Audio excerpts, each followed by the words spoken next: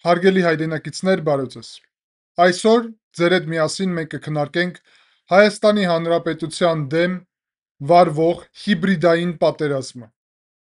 եւ անպայման կառաջարկենք Հայաստանի իշխանություններին, կառավարությունին, ազգային ժողովին կոնկրետ օրակարգ, թե ինչպես պետք է լուծվի այս կարևորագույն խնդիրը։ Առաջերտին իհարկե կոչ եմ անում ձեզ անպայման լայքեք այս վերլուծությունը եւ գրեք ձեր մեկնաբանությունները արդեն ավարտից հետո կարծիքը այս ամեն ինչի մասին։ Պետք է նշեմ եւ ընդգծեմ, որ Հայաստանի իշխանությունները բազում անգամ վերջերս խոսել են հիբրիդային պատերազմի մասին, որը վարվում է Հայաստանի Հանրապետության դեմ։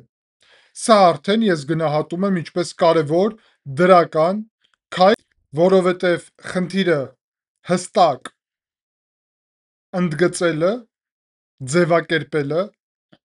արդեն առաջի քայլն է այս խնդիրը լուծելու համար եւ մեծ դեր ունի։ Եվ ես իհարկե բարձր եմ գնահատում այն, որ Հայաստանի իշխանությունները պաշտոնական մակարդակով սա մի քանի անգամ արդեն արձանագրել են։ Բացի դրանից, հանրային առումով բոլորը գիտեն եւ տեղյակ են, թե ինչ վայրերից է, որ վայրերից է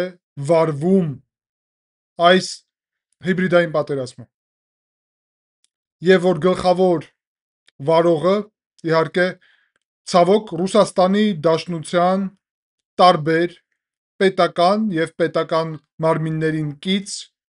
կառույցներն են։ Իհարկե հետ չի ընկնում այս գործընթացից Ադրբեջանը,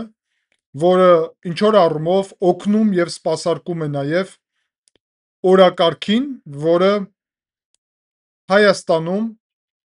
ընդհանուր առումով սպասարկում է այդ հիբրիդային պատերազմի գաղափարի եւ բաղադրիչ մասերի զարգացմանը։ Հիմա մենք ձեր հետ մանրամասն կխոսենք սրա մասին։ Հարգելի հայրենակիցներ, հիբրիդային պատերազմը առհասարակ մի քանի կարևորագույն բաղադրիչ ունի։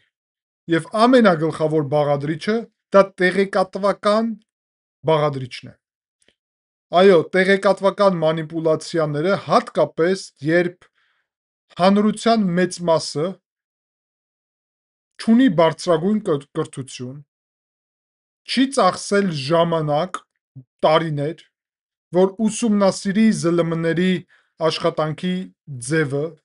մոտեցումը, որ կարողանա տարբերի իրարից ճշմարիտ եւ կեղծ տեղեկատվությունը, հատկապես հաշվի առնելով, որ բնակչությունում կա վախ, որը գալիս է պատերազմից եւ որը գալիս է հետպատերազմյան այս սինդրոմից, մենք տեսնում ենք, որ ինչպես դրսից, այդպես էլ ներսից Հայաստանի փորձում են վարել հիբրիդային առաջերտին տեղեկատվական պատերազմ Հայաստանի դեմ։ Բացի դրանից, հիբրիդային պատերազմի գործիքների մասին էլ պետք է առանձին խոսենք։ Տեսեք, հարգելի հայրենակիցներ, ինչ ուղղությունով են իրենք պատկերացնում հիբրիդային պատերազմը։ Առաջի հերթին վերջի տարիների ամբողջ այդ քաղաքական թեզը, որը ներսում ձևավորվել է, դա Հայաստանի իշխանություններին փաստացի ճակերտներում թուրքամետ քաղաքականության մեջ մեղադրելն է։ Եվ սա արվում է մի քանի ուղղությունով։ Եվ ասեմ ձեզ, որ առաջինը, ով մեղադրում է Հայաստանի իշխանություններին թուրքամետ քաղաքականությունում, դա Ռուսաստանի աղբյուրներն են։ Ամենաակնհայտ ով դա անում էր այս հիբրիդային պատերազմի օրակարգում, դա Մարգարիտա Սիմոնյանն էր,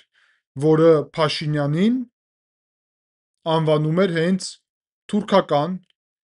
անվանումներով գործիչ։ Հիմա հարցը ինչու՞մ է։ Նրանում, որ հետպատերազմյան իրավիճակում Հայաստանի Հանրապետությանը պետք եկավ ձևավորել, փոխել հարաբերությունների պատկերը Թուրքիայի եւ Ադրբեջանի հետ։ Ինչու՞։ Որովհետեւ ակնհայտորեն եւ բոլորս սրա մասին գիտենք, եւ բոլորս սրանից դժգոհ ենք, բայց սա է իրականությունը, որ մենք պարտվել ենք պատերազմում։ Եվ Հայաստանը ինչպես պարտվող կողմ, ինչպես Ադրբեջանն էր 90-ական թվականներին, ստիպված գնում է ոչ այդքան հարմար եւ հաճելի, բայց կարևորագույն նշանակություն ունեցող խաղաղության օրակարգով։ Ես ուզում եմ հիշեցնեմ ձեզ բոլորիդ, որ Ադրբեջանը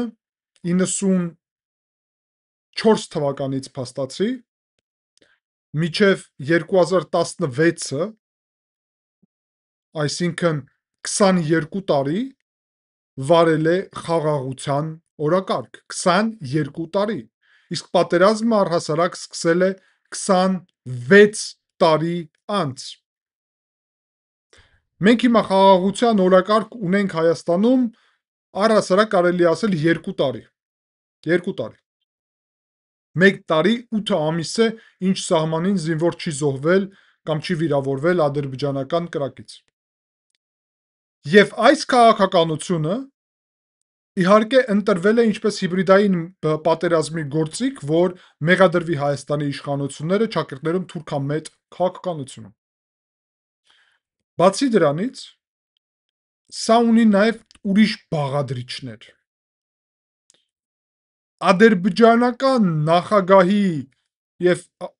կառավարության ներկայացուցիչների թեզերը բերվում են Հայաստանի ներքաղաքական դաշտ եւ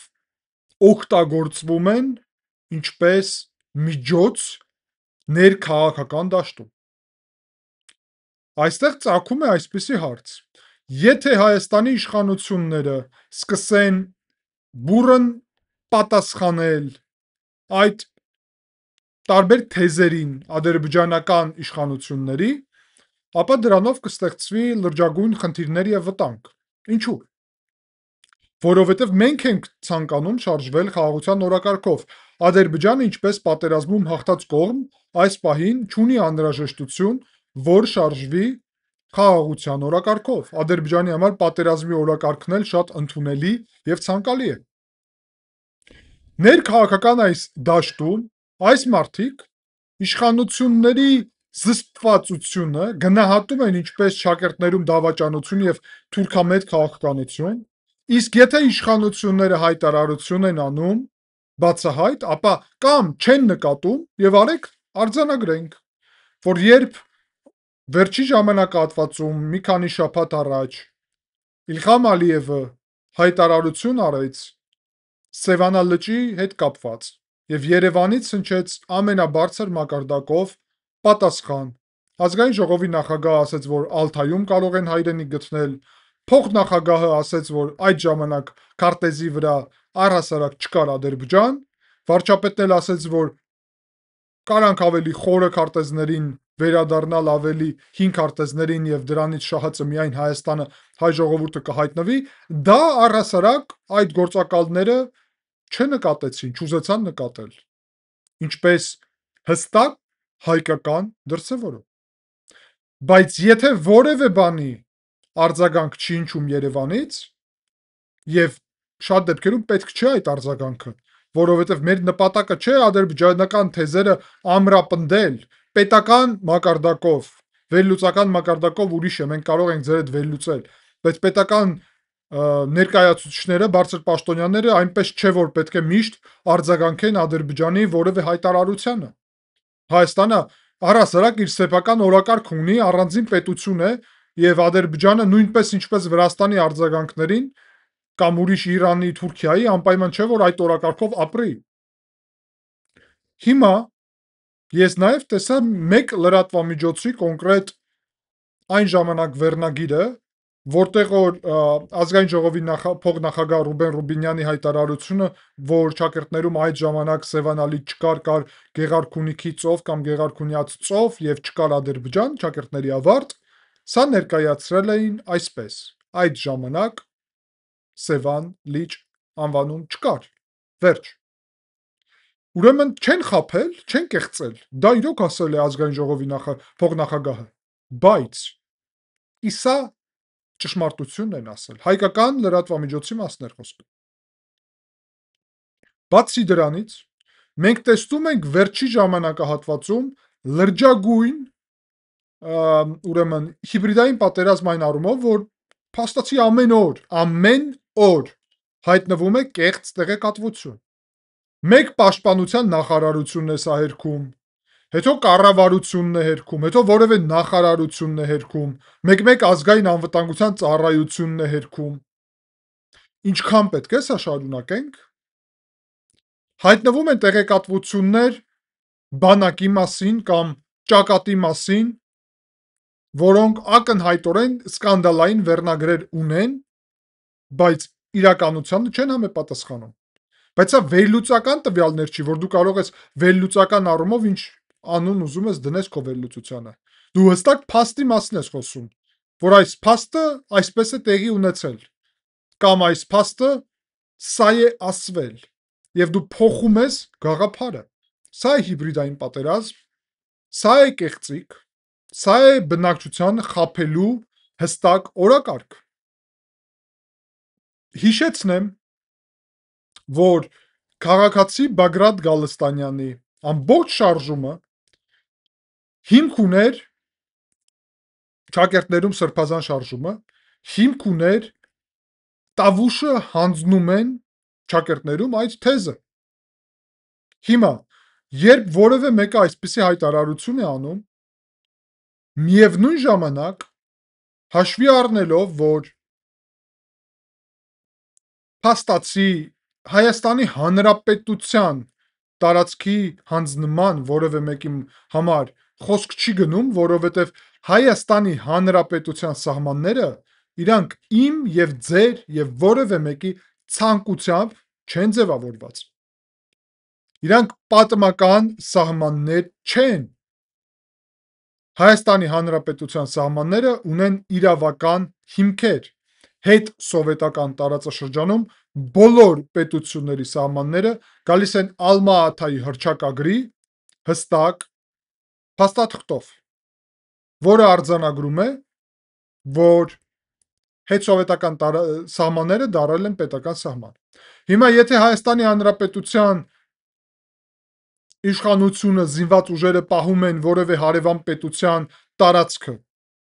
եւ այդ տարածքը դելիմիտացիա դեմարկացիայի շրջանում փոխանցում են, ստանում են դրա դիմաց նաև Հայաստանի ինքնիշխան տարածքները, գտնվող հարևան պետության վերահսկողության տակ, սրան հանձնում անվանելը պատասխանատվություն սրա համար պետք է լինի, թե ոչ։ Բառերը փոխելը պատասխանատվություն պետք է ստեղծի, թե ոչ։ Որևէ տեղ իրադարձությունը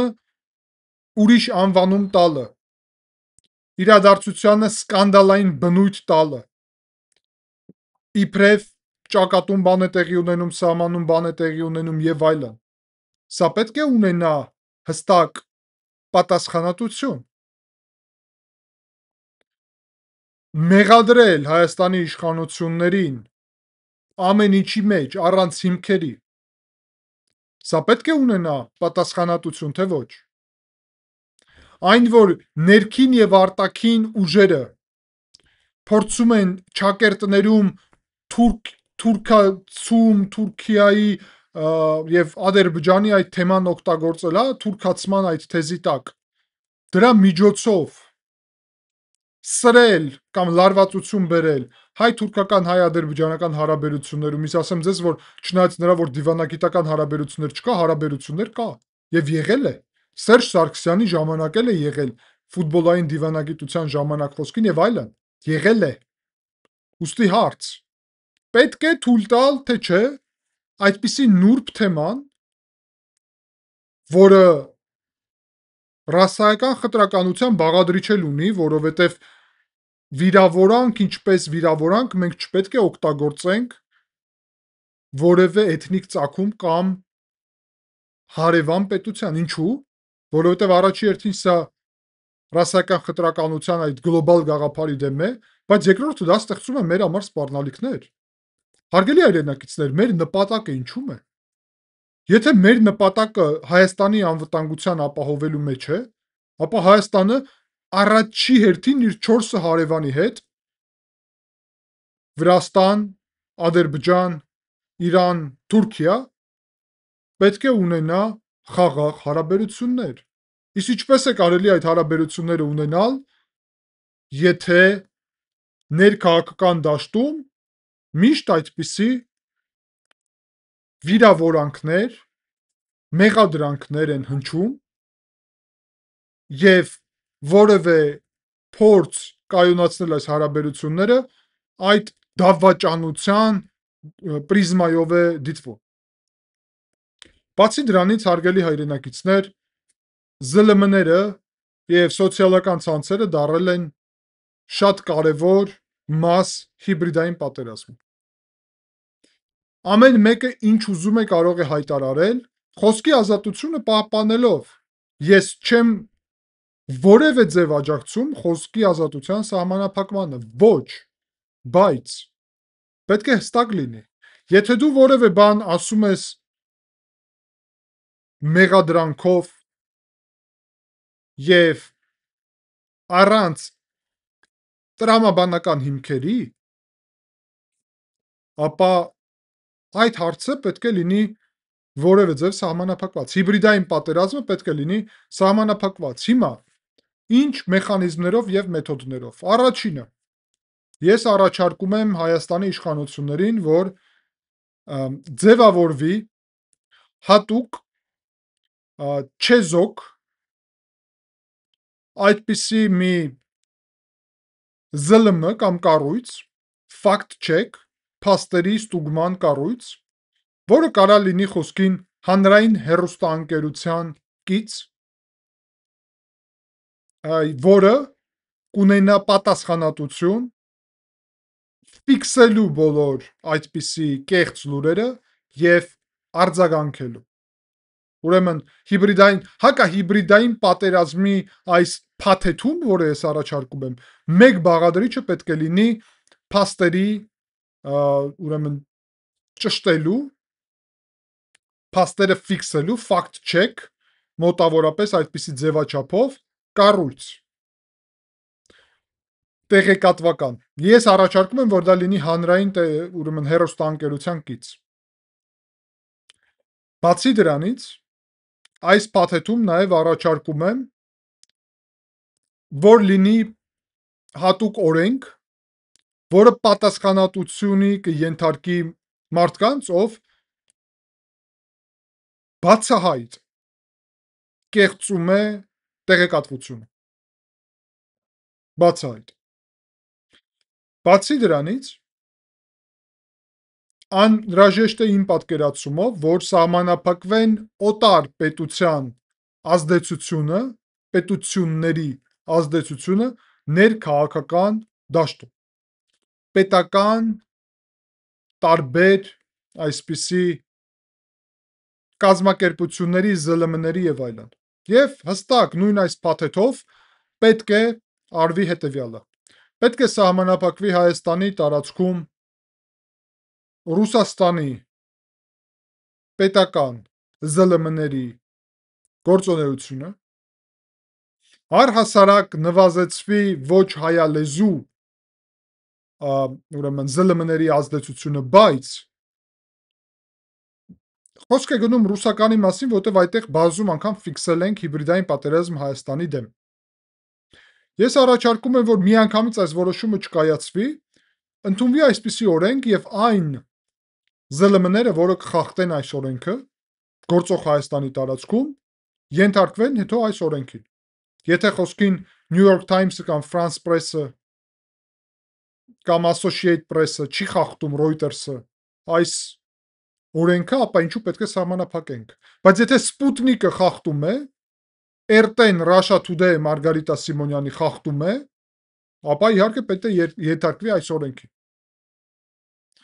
Ուրեմն հիբրիդային պատերազմի գործիք անվանած այդ բոլոր կառույցները, ԶԼՄ-ները, ոչ գրանցված ԶԼՄ-ները այդ թվում, պետք է ենթարկվեն այդ նոր օրենքի, որը պետք է հստակ մի քանի փուլով, ապացույցներով, բերի նրան, թե ինչում է տեղի ունենում հիբրիդային պատերազմը։ Եթե Ռուսաստանը ծավալում է Հայաստանի տարածքում հիբրիդային պատերազմ, ապա այդ պատերազմի դեմ պետք է լինեն հստակ հակահիբրիդային պատերազմի մեխանիզմներ։ Մի կողմից կեղծ տեղեկատվությանը պետք է արձագանքվի ճշմարիտ տեղեկատվությունով եւ ամենաբարձր վստահելի մակարդակով իմ պատկերացումով ինչպիսին է հանրային հեռուստաընկերությունը, միևնույն ժամանակ կարևորագույն նշանակություն ունի վարչական եւ քրեական փուլ առ փուլ պատասխանատվությունը կեղծ տեղեկատվություն տարածելու համար։ Եվ սա չի կարող լինի մեկ դեպքում միայն, այլ եթե սա սիստեմատիկ մոտեցում է։ Եթե նպատակն է կեղծ տեղեկատվություն տարածել, եթե մարդ սխալվել է, դա ուրիշ է։ Բայց եթե իր նպատակն է խաբել մարդկանց, սա հանձնին, նա հանձնին, տեսեք, օրերս կար խաչը հանել են, խոսք է գնում Ոսկե Պարի գյուղում գտնվող եկեղեցուց, եւ դա ներկայացված էր այնպես դաշնակցության եւ նախկին իշխանության կից ԶԼՄ-ների կողմից, որ իբրև դա Ադրբեջանի հետ ինչ-որ կապ ունեցող հանձնման ճակերտներում գործընթաց է։ Հիմա դրա համար պետք է լինի պատասխանատվություն, թե ոչ, որտեվ նույն հոգևոր հովիվը հայտարարել է, որ խաչը հանել են վերանորոգելու հիմքով։ Այո, այդ տեղեկատվության մասին ճշմարիտ տեղեկատվություն տարբեր մարդիկ տարածեցին։ Ես ինչու եմ ասում մեկ տեքստ պետք է ստեղծել, մեկ կենտրոն, որովհետև ամեն անգամ հարգելի իշխանություններ տարբեր կեղծ լուրերի վրա տարբեր մարդիկ են պատասխանատում։ Եվ գիտեք, այսպես ցրվում է այդ տեղեկատվությունը հանրությունում։ Ինչն է արդեն ճիշտ եւ ինչն է սխալ հասկանալի չէ։ Մեկը ասեց, որ խաչը հանել են, մյուսը ասեց հանել են, որ վերանորոգեն, որն էր ճշմարիտ, որն էր չէ, բայց այդ թեման կա, չէ, հանրությունում արդեն։ Որ խաչը հանել են, որովհետև թրքացում է գնում։ Մոտավորապես այդպիսի բառապաշար, այդպիսի գաղափար։ Հիմա ես առաջարկում եմ, որ այս ուղղությունով լինի մեկ կենտրոն, որ մարդիկ դիտելով այդ կենտրոնը կարող է լինի հաղորդում նույնիսկ, որը ուղղված կլինի մեդիա գրականության զարգացման համար, նաև հանրային հեռուստաընկերությունով, որ մարդիկ հասկանան ինչպես է պետք ընկալել այդ տեղեկատվությունը, որովհետև եթե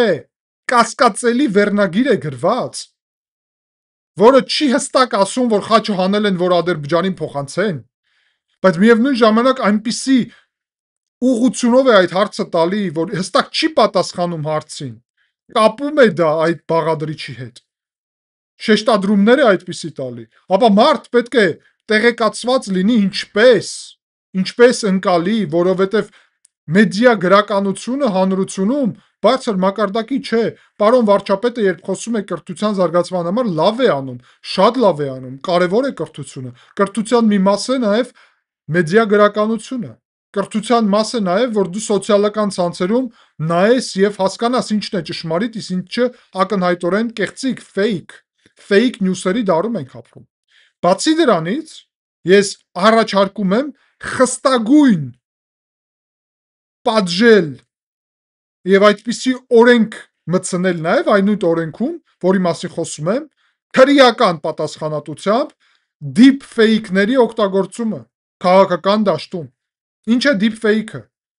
Կեղծը լուրը կարա լինի, այո, փորձել այդ նարատիվը կեղծելը, բայց deep fake-ը կարա լինի խոսքին այսօրվա արհեստական բանականության շնորհիվ կեղծել եւ Նիկոլ Փաշինյանի հազարավոր, չգիտեմ, 100,000-ավոր կարող է ելույթներ կան, հա, այդ տեքստերից դու կարող ես հավաքել իր ելույթները հավաքել եւ վիդեոն եւ աուդիոն այնպեսի մոնտաժ անի արհեստական բանականությունը, որ նայես եւ հավատաս, որ Նիկոլ Փաշինյանն է սա հայտարարել։ Ես նախորոք եմ ասում, ես իմ վերլուծությունն է ինձ դա ցույց տալի,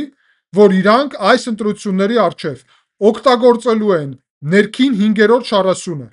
Ադրբեջանի ոչ ուղիղ օգնությամբ, Ռուսաստանի ուղիղ օգնությամբ օգտագործելու են թրքացման թեման ինչպես նաև կեղծ եւ կիսակեղծ լուրերը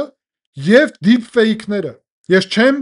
նույնիսկ զարմանա, որ Հայաստանի տարբեր իշխանությունների ներկայացուցիչների տեսահոլովակներ տարածվեն, որտեղ որ իրանք ինչ որ հայտարարություններ են անում եւ այդ հայտարարությունները լինեն հանրային դաշտում Նիկոլ Փաշինյանի, Ալեն Սիմոնյանի եւ այլն,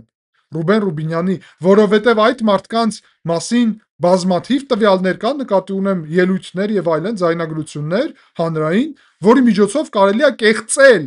այսօրվա տեխնոլոգիայով ինչ ուզես։ Եվ սա կարա տեղի ունենալ։ Սրա համար պետք է լինի քրեական պատասխանատվություն։ Ուրեմն փաթեթով ես ձեզ առաջարկում եմ հակահիբրիդային պատերազմի փաթեթ։ Նախաձեռնեք ազգային ժողովում։ Կոչ եմ անում, դիմում եմ պարոն ազգային ժողովի նախագահ Ալեն Սիմոնյանին, խմբակցության քաղաքացիական պայմանագիր խմբակցության ղեկավար Հայկ Կոնջորյանին, փոխնախագահ Ռուբեն Ռուբինյանին։ Կոչ եմ անում ձեզ, պարոն Հայկ, նախաձեռնեք հակահիբրիդային պատերազմի փաթեթ, ձևավորեք այսպիսի կառույց իմ պատկերացումով հանրային հեռուստաընկերությունում, հանրային հեռուստաընկերությանը հանձնարարեք, որ լինի այսպիսի մի ծրագիր այդտեղ, որը դրան ուղված կլինի։ Բացի դրանից, փաթեթով ընդունեք, որ եթե որևէ մեկը կեղծ տեղեկատվություն է տարածել, ապա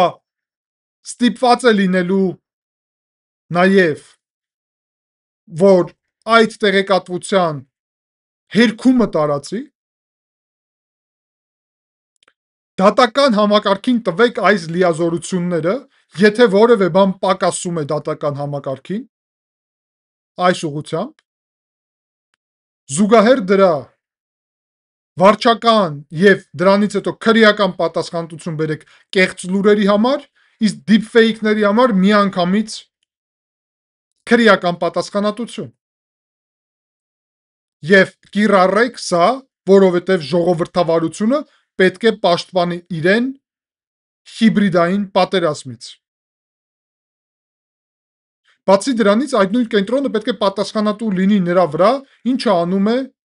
մի շարք մարդիկ հայկական ներքաղաքական դաշտում։ Արման Թաթոյանից սկսած եւ մի քանի ուրիշ նաեւ անձնավորություն, որոնք բերում են ադրբեջանական բոլոր թեզերը եւ Հայաստանի ներքաղաքական դաշտում տարածում են։ Այդ կենտրոնը գուցե դա չլինի սահմանափակված, հիմա ինչ ասում եմ, որովհետեւ դա խոսքի ազատության մաս է, բայց այդ նույն կենտրոնը, որի մասին ես խոսում եմ, պետք է հստակ արձագանքներ տա։ Բացատրի հայ ժողովրդին, որ այսպիսի գնահատականները ինչ ուղղություն ունեն, ինչ նպատակներ ունեն, ոնց են տարածվում, ինչ պատասխաններ ունեն եւ ինչու հայ ժողովուրդը չպետք է վախենա այսպիսի գնահատականներից Ադրբեջանում, որը առհասարակ իր սեփական օրակարգ ունի։ Ինչպես պետք է մենք ընկալենք այդ գնահատականները եւ ինչպես է իշխանությունը դրան արձագանքում, որտեւ եւս մեկ անգամ, երբ իշխանությունը արձագանքեց, ընդդիմությունի կոչված այդ 5-րդ շարասյունի գործակալների ԶԼՄ-ները որևէ դեպքում հստակ չեն ասել, հարգելի հայրենակիցներ, որ այս պատճառներով իշխանությունները պատասխանեցին Ադրբեջանին եւ տեսեք ոնց են պատասխանել, տեսեք ինչ հստակ, տեսեք ինչ պինդ, հայկական ձևով, դա չի արվում։ Ուստի այսօրվա իմ ելույթով ամփոփելով ես ուզում եմ հստակ ասեմ, որ իմ պատկերացումով պետք է այսպիսի հակահիբրիդային պատերազմի փաթեթ օրենսդրական փոփոխությունների մտնի ազգային ժողով։ Հուսով եմ սա կարվի։ Իհարկե տարբեր մոտեցումներ կարող են լինել, ես կիսվեցի իմ գաղափարներով, սա պետք է քննարկվի, սա պետք է